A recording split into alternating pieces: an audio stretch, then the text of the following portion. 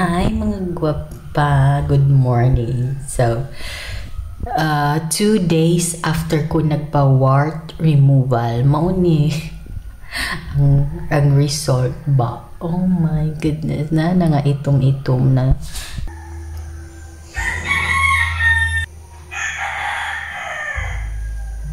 ₱300 per 20 ka warts.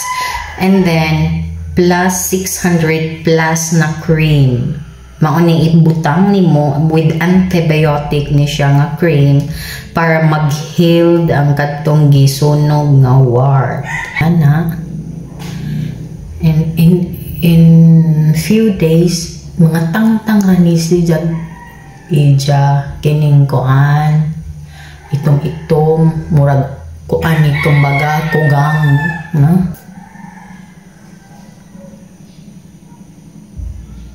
By the way guys, including na ang ibutang sa imong face na atay recovery gel, more siya serum with vitamin C, mauning ilang ipabutang kay para dali ira daw mawa ang uwat. So para sa mga scars, kay magka-scars gayud ka after mo ni itom-itom. Para ma-minimize.